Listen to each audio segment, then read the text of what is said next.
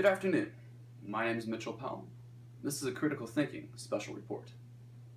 Today I'm here to discuss the unprecedented role social media had in the evolution of the Egyptian revolution. We here in the United States of America use social media such as Facebook and Twitter to stay connected with each other. We also use them as a form of entertainment. In other parts of the world, these social platforms are used as powerful tools of communication and revolution. On January 25th, 2011, protests began rapidly organizing across the country of Egypt.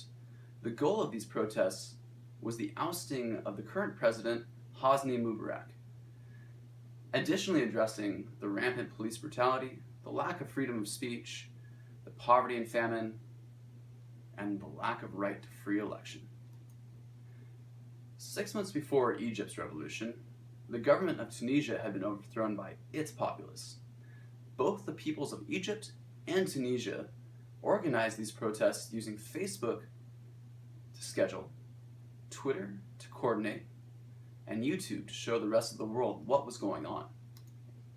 The driving force behind the social media movement in Egypt was a Facebook group named We Are All Khaled Said, in memory of an Egyptian man beaten to death in 2010 by Egyptian police. The group garnered nearly 500,000 followers by the time the protests began. Although the call on Facebook asked for peaceful protests and strikes, there were clashes started by both Mubarak's police forces and the protesters. But the marching and sporadic violence only lasted 18 days. Until the age of smart cell phones, the ability to send and receive messages in real time was very limited.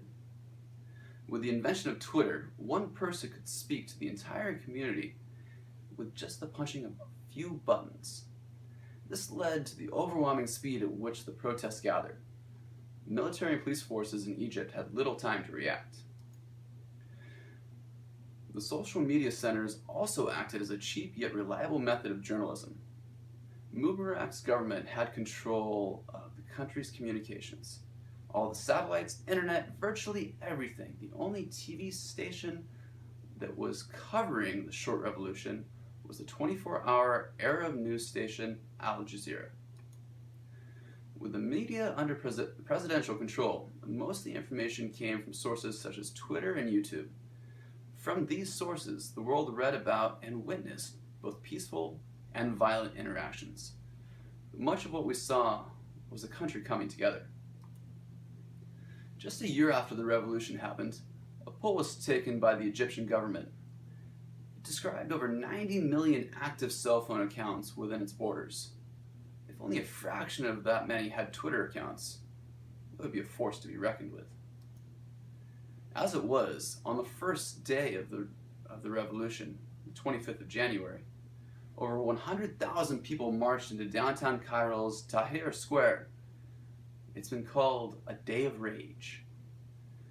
In cities across the country, massive gatherings and marches took place, thanks in no small part to the effectiveness of messaging on Facebook and Twitter. Several days into the protests, Mubarak's forces successfully shut down internet communications and satellite. In response, the corporations Google and Twitter launched a joint effort called Speak to Tweet, which recorded voice messages and then transcribed them into tweets. The Arabic tweets could be translated into English, German, and French. Although social media platforms did not win the revolution, it played a powerful and decisive role in what transpired. It can be argued that because of the speed and widespread reach they gave, the revolution was much less violent and over much quicker than it might have been. These media platforms also allowed the rest of the world eyes and ears into the social crisis. With these new tools of communication and technology ever advancing, the world has seen social uprising in more than just Egypt and Tunisia. Protests and public outcries have been heard and organized on social media throughout the region. Syria, Yemen, Bahrain, and Libya have all organized uprising against oppressive governments. It's hard to say if a public can be stopped with such a tool. My name is Mitchell Powell. Good luck with finals, everyone. And wait. Do you hear music?